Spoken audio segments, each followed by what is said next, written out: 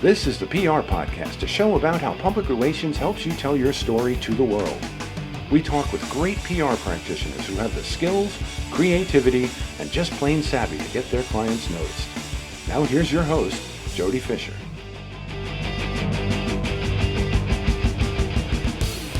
Hey everyone, and welcome to the PR Podcast. I'm Jody Fisher. Thanks for joining us. Well, make sure you check us out on YouTube. We publish the podcast on Apple and Spotify, so you can listen for sure, whether you're in your car or whether you're in the bathroom or whether you're on the train like I was for 10 straight years going back and forth to Manhattan. You can listen for sure, but you can also watch. And we're in a video society now, and watching is always more fun than just listening. So search up, as the kids say. Search. Where did up come from? I have no idea. I'm so Gen X, it's ridiculous. The PR Podcast on YouTube is what I mean to say. And make sure you put the in front of it, because there's some PR podcasts out there, but there's only one the PR Podcast. So make sure you search for it that way. It'll come right up with the orange logo, and you know you're in the right place. Like, subscribe, hit the bell, and do all the things that everybody says to do. You'll never miss an episode. Now on with our show for today. We've got two guests with us. Visibility on Purpose, founded by Lydia Bagarozza and Bridget Sicsko, is a PR strategy studio helping founders, small business owners, and product-based brands get seen, featured, and remembered. Their mission is to bridge the gap between DIY PR and expensive agencies, giving founders the tools, strategies, and publicist-level insights to tell their own stories and attract meaningful media opportunities. Lydia has led campaigns for top brands sold at Ulta, Target, Amazon, and Whole Foods. Bridget is a former book publisher and speaker and helps founders craft compelling narratives that have landed features in USA Today, Time Magazine, Yahoo, Fortune, Mind, Body, Green, and leading podcasts. Bridget, Lydia, welcome to the PR Podcast. Thank you for having us. Good energy. This is great. I love when we have more than just one guest, right? And I've had a couple podcasts where we've had two people on. Conversations are always terrific, so really looking forward to this. Tell us, I'm so intrigued by the positioning of your agency, bridging the gap between DIY PR and expensive agencies, because I think that's kind of, when I talk to clients, it's kind of where they start, right? Can we do this ourselves? No, we're going to mess it up. We want to hire an agency. No, they're too expensive. And they feel like they're lost. Tell us where you come in. Yeah, I think we found the exact thing for ourselves. And Lydia has been a publicist for a decade, so she's on the other side of it. And I've been the DIYer. I was a book publisher, but I've also been a yoga teacher for many, many years. And I was just on my own path. Let me get featured. Let me get interviewed. Let me see how I can do this. And I was able to secure a lot of that for myself. But what we found is that some people just can't pay for the agency just yet. So we found that we could bridge the gap. We found that we could educate. We found that we could kind of show people how to build their own campaign, how they should talk about their brand, and how they can actually take this into their own business if they wanted to, train team members. And that's kind of that sweet spot that we've landed, and it's worked out pretty well. Definitely. So tell us about that conversation that happens when people come to you and they say, we really want to do PR. I mean, I've frequently said everybody should be doing PR in some way, shape, or form, right? But tell us where you start people out. Yeah, I think a lot of brands don't know PR exists until they get to a point where they need it. And then they're like, wait, is this marketing? Is this sales? Is this PR? Like, what is this? And so what we found, it's more, I would say for product brands, it's a little bit more of a conversation piece, but especially for personal brands, and we work with both, they don't really realize that they can actually approach the media. So what we'll hear a lot is brands across, products and personal brands will think that they need to sit back and get discovered. So that's number one that we hear a lot. And then when they realize, oh, wait, we can actually approach the media, we'll have a lot of conversations with either startups or mid-tier brands where they either don't necessarily have the budget just yet to hire a full-blown PR agency. And I'm on the other end. So there are times where brands have come to me and said, okay, I'm ready for PR. And then we discuss budget, and either they're not ready, maybe they want to go in-house, they're just not sure. They haven't really taken the steps forward yet. So there's been a gap for years. I've never seen it be filled.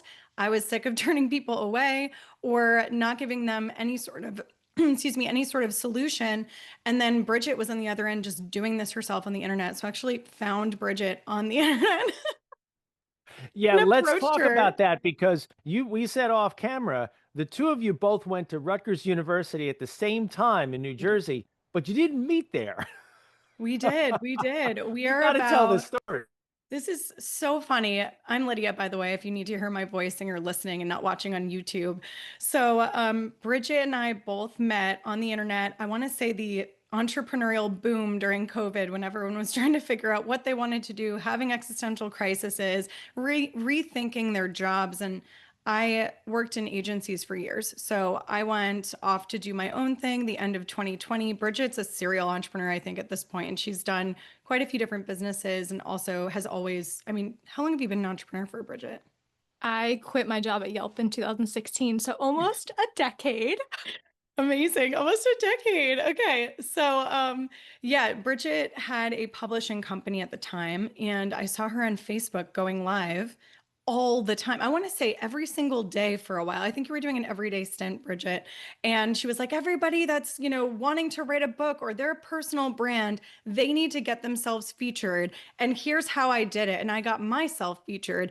And so it was really funny because I was watching her do this. And I'm like, why do brands not know that it's so accessible for them, that they need, a publicist to help them, a gatekeeper? And I think when brands get to a certain point, they always want to eventually go third party, have somebody work with them. But that's not always the case when you're just starting out. And I think a lot of the time, education and media training is really important. So, anyway, once we met each other on the internet, we found out that we both went to Rutgers. We're around the same age. I think we're only like a year and a half apart.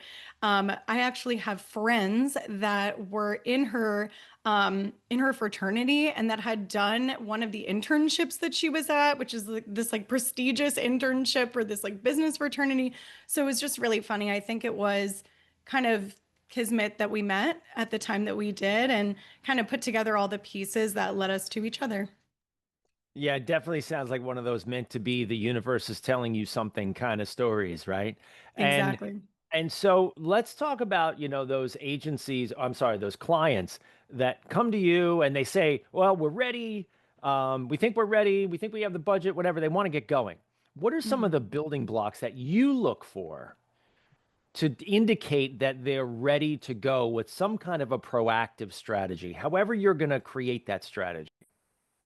Yeah. So when we are looking at a brand, we ask them those foundational branding pieces of, okay, do you have imagery? How do you feel about your website? How do you feel about your messaging? And we actually, I think the first thing we did was we started a course. So it was workshops that eventually turned into a DIY course, which now is the name of our entire company, Visibility on Purpose. And now the course is called Pitch Party. But we realized that some of these brands that really wanted to learn about PR and get themselves out there, they needed help with their messaging and they weren't really sure how to communicate that. They could talk to us all day with great elevator pitches, but when it came to an online presence, communicating it online through interviews, like through email interviews, talking interviews, they just had no idea. And so I think this is where that publicist voice can come in and really help them with educating them in the media how it works and how they can best present themselves. So they're really set up for success when they do come and do a full-blown PR campaign. And then other brands, if we think that they're more ready, we have like a done with you thing. So it's a more affordable option if they're looking for some training. A lot of what we do is consulting and training. There are also some companies that want to train their team members. And these are just options that I think a lot of businesses don't know are available to them. And we've seen a lot of businesses that aren't the cookie cutter. Maybe they don't want to hire a third party, or maybe they don't want to go to the mega agencies. And so, what are those like middle pieces that they can start implementing? So, those are the conversations that we have. But I would say branding really is number one. Is this how you want your company to be seen, heard, and recognized, and also remembered? And I think for a And lot of from, the companies, yeah, go oh, ahead. sorry. I think for a lot of the companies that we work with, a lot of them are small businesses or emerging product brands where it might be like just them, or maybe they have a small team. And we all know that when it's our business, we're so in it, right? We tend to not be able to zoom out and say, yeah, what is my message? What do I want to be known for exactly? And we're just in it. So we find that just asking some of these questions, I'm sure Jody, you actually have very similar experience with your clients, just asking them questions. What do you want to be known for? How do you want to be presented? And just asking the things that would actually help them when they go to the media is first and foremost. And then we do have the big education piece because a lot of brands, especially smaller ones that we work with, literally have no idea how the media works. We are all about earned media, so we're really focusing on educating around that. People don't know the difference. So we find a big education piece with most of our brands and most of our clients to start out. Yeah, I was just in a new business meeting just the other day, Mm. and it was the old, well, we advertise with that newspaper, but they never cover us. Hmm. There's still this huge education piece out there. When I explained how that's just one has nothing to do with the other, right? There's a wall down the middle, and the newsroom sits on one side and the advertising department on the other. Yeah. There's this huge education piece that needs to get done, and I'm so fascinated by your businesses. That's where you start out with the Yeah. clients, is educating them on what to do and then how to do it, and you almost kind of create a sales funnel for yourselves to kind of walk them into a relationship, which from a business perspective, I think is really ingenious, but also really helpful because, like we've all said, PR is such a misunderstood science, art, whatever you want to call it. Yeah, Absolutely. what we'll say a lot too is like, if you want to continue working with us, that's great. But either way, if you want to go off and work with somebody else, these foundational pieces are so important and they're going to set you up for success and they're going to help you really have a strong relationship with your PR team or whoever it is that you work with. I think even, I've worked in many agencies. I've also worked for myself for over 10 years in PR. I've worked with hundreds of brands at this point, and it does not cease to amaze me, even brands that have worked with PR teams where they just don't understand a lot of what we're doing. And I think that's a huge piece of trust, along with a huge piece of trust. Yeah, trust is definitely the word. When you're asking those foundational questions, and you get that feedback, how do you then segue from the foundational stuff, what your website looks like, what your mission statement is, what you want to be known for, into what we know is the real currency of PR, the narratives, the stories, Mm. the things you can actually pitch and place to get them that publicity that they want. Is there a method you all use, or is there things that you look for to create those narratives? Yeah, we want to know their story right away. And we should add that that's usually part of our intake process as well.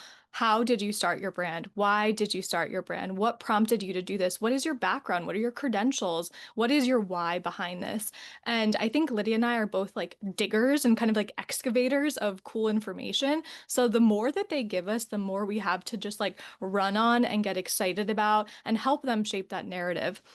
And I think what's helpful again about asking someone's story and having an outside perspective on it is you're able to see things that that founder can't see yet because they're just in it. So you're able to see, okay, you know what, this would be really, really cool around the holidays, or this would be incredible to talk about AI and technology. Did you ever think about it that way? So I think a lot of our process is also a little bit of that like brainstorming of, hey, I think we could do this. I think we can lead with this, what if? And Lydia and I just really also enjoy taking that story and figuring out the ways that we can position it to be different, to be unique, and to be exciting. Because we, in the days of like AI and Chat GPT, which are the most boring, terrible pitches, if anyone's using that, please don't. There are things that you can do that, just pull out like the juiciness of the story, which is what we get really excited about personally.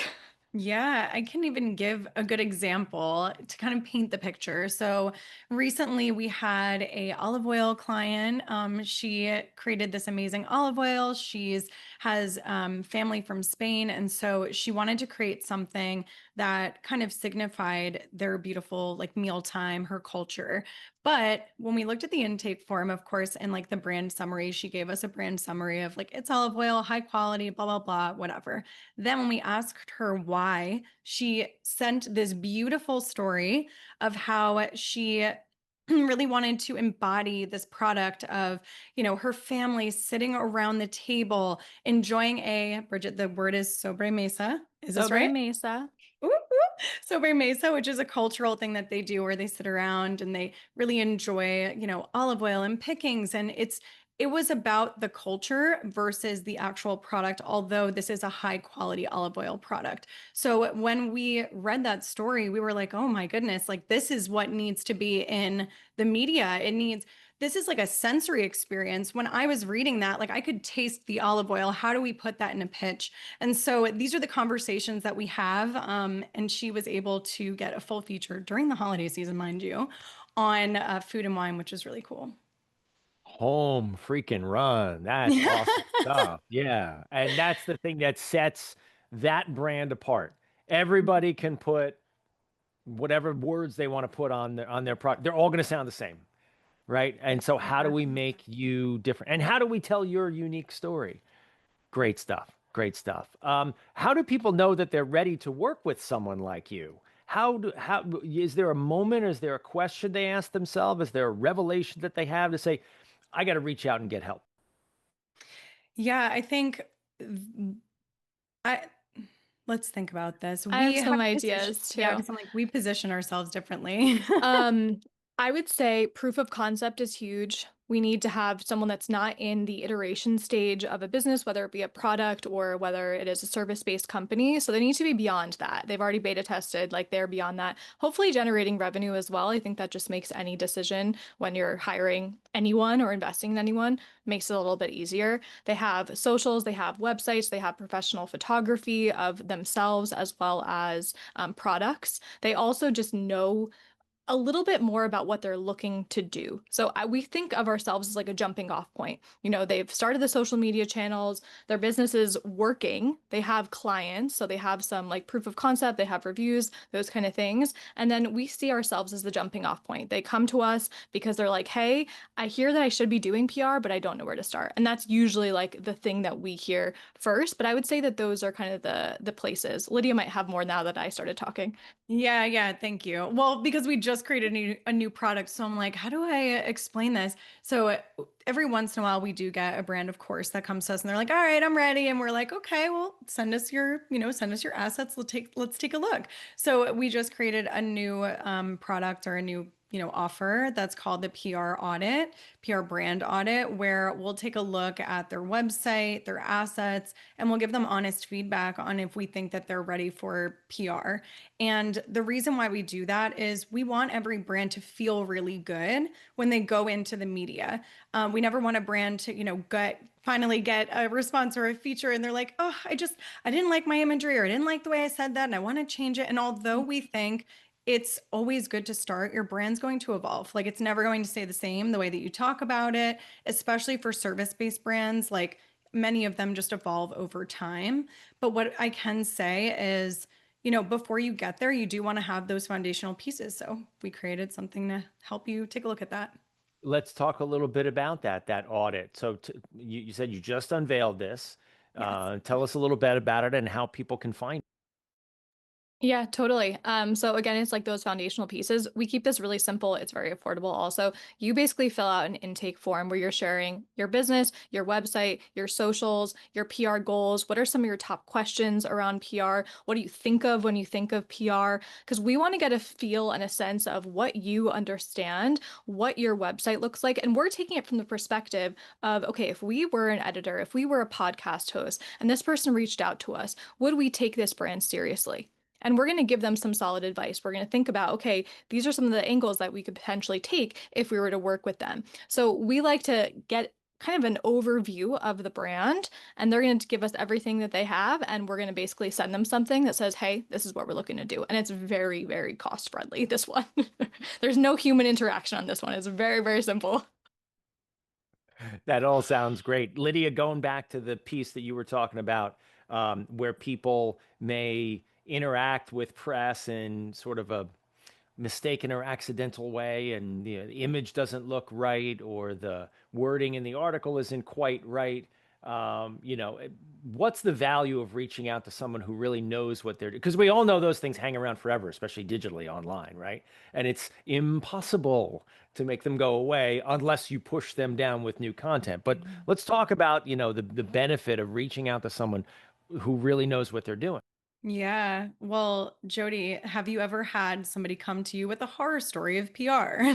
Never. No, no, no, no. Never, never, never, never. I will say PR has a bad rap. And when people ask what PR is, 90% of the time they either tell us, yeah, it's just a press release. And we're like, no, no, it's not. Or they will think of like crisis communication. And they're like, oh God, well, tell Scandal. me the It's worst Sex in the story. City.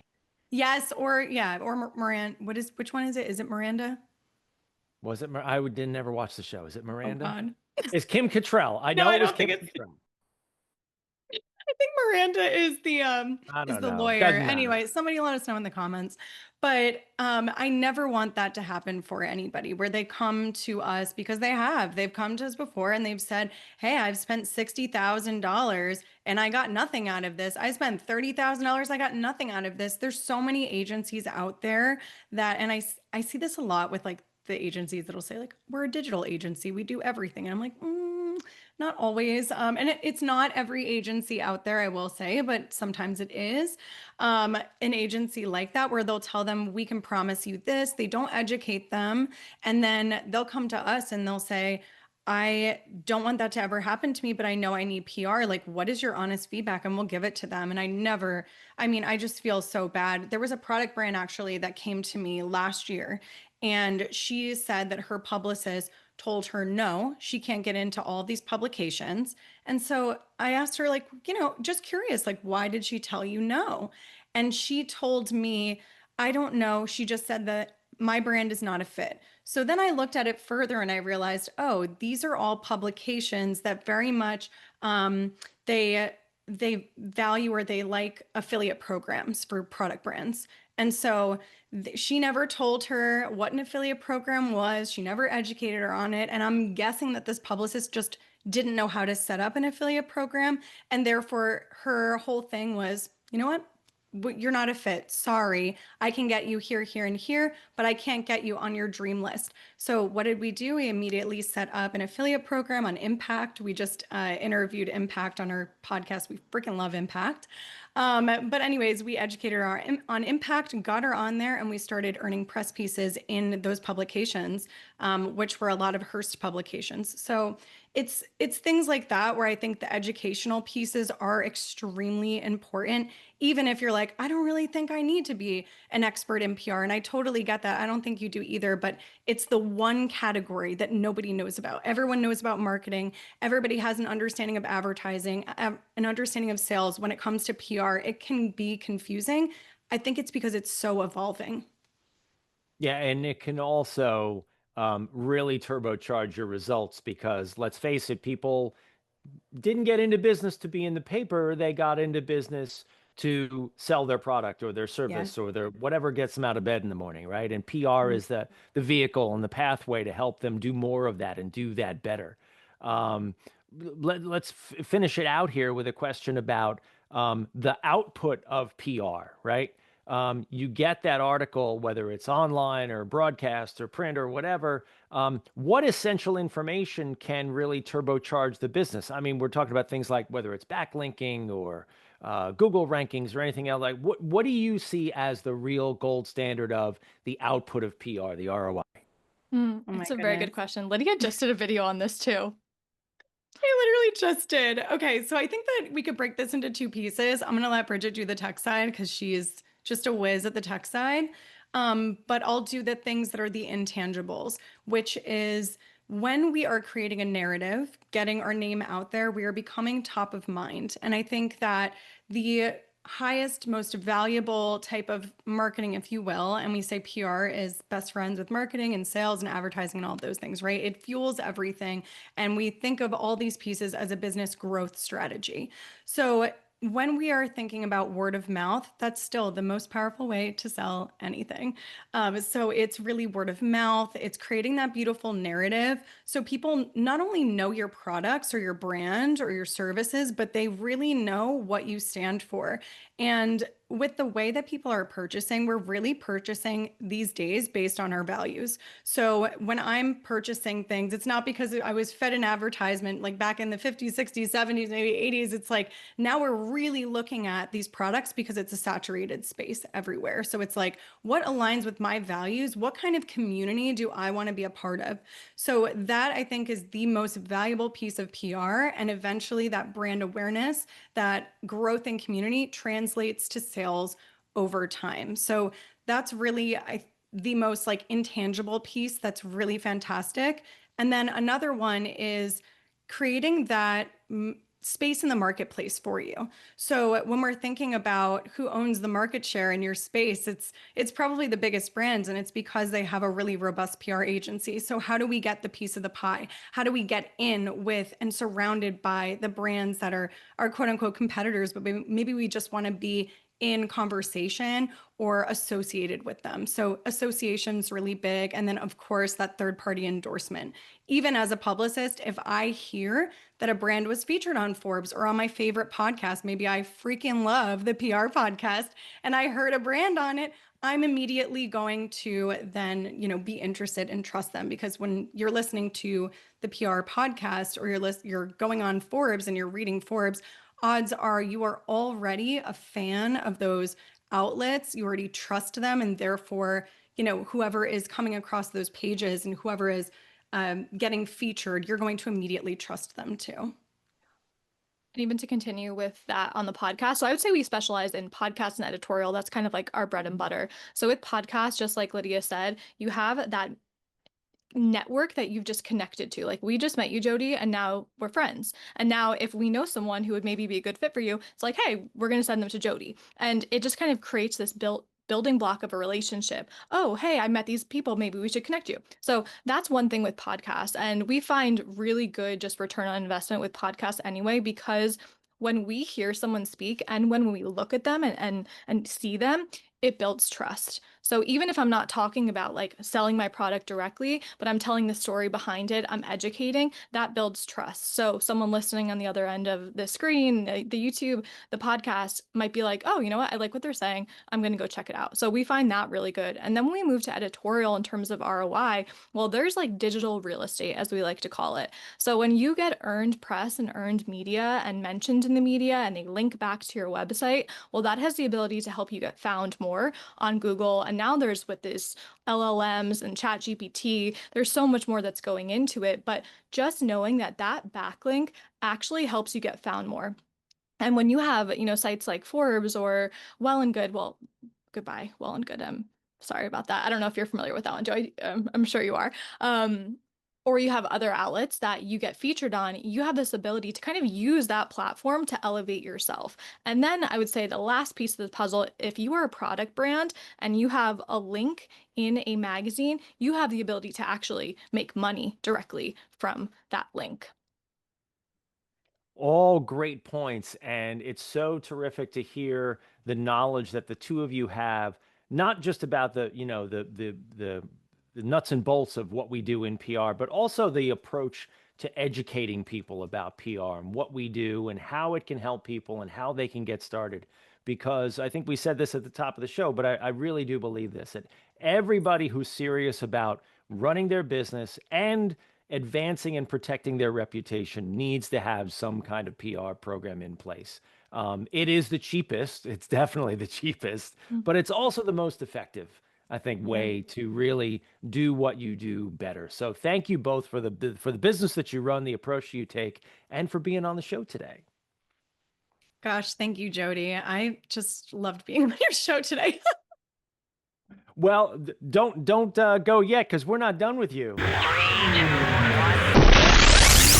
So now we are going to segue into the rapid fire question portion of our podcast. This is where we steal a page from inside the actor's studio. We ask our guests a series of rapid fire questions meant to elicit a simple answer, maybe a laugh or two. With your indulgence, Lydia Bagarozza and Bridget Sicsko, let's begin with rapid fire question number 1 for each of you. What is your favorite news source? My favorite. I tried to write this down. I'll try to be quick. It was Well and Good, but Well and Good has now, I think, like merged with the Skim. So I love a little girly pop sugar, something like that. But I think Forbes, because it has so many different categories. There's just so much on there. So I'll say Forbes.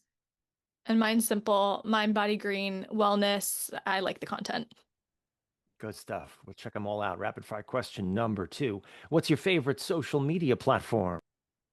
Oof. YouTube. Is that yours, or were you guessing for me?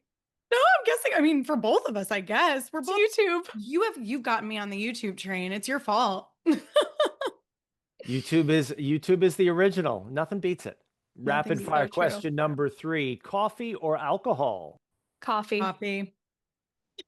There you go. Rapid fire question number 4. What's your favorite on the run food?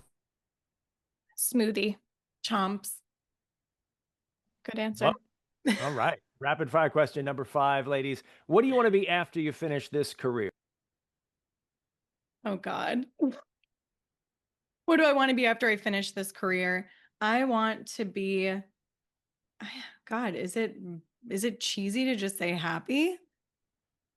Not cheesy at all. Cool. We're going to stick with that. I love that. I'm thinking of my like 5th business. Okay, so here I it know. is.